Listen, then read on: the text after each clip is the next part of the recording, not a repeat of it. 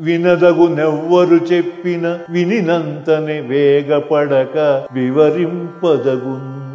కనికల్ల నిజము తెలిసిన మనుజుడెపో నీతిపరుడు మహిళో సుమతి.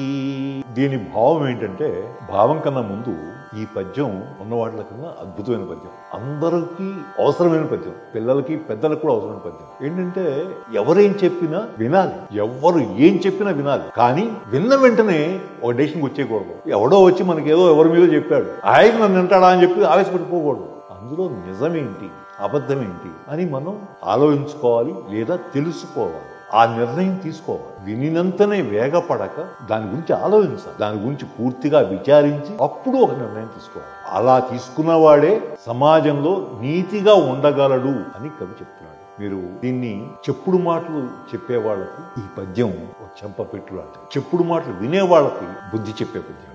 అంటే చెప్పుడు మాటలు వినదురా, నువ్వు సొంత బుద్ధితో స్వబుద్ధితో ఆలోచించి నిర్ణయాలు తీసుకో, అవతల చెప్పగానే నిర్ణయాలు తీసుకోవద్దు అని చెప్తున్నారు. పద్యాలు నేర్చుకోండి, పిల్లలకు నేర్పండి, పిల్లలకు సంస్కారం నేర్పండి. నమస్కారం. Thank you.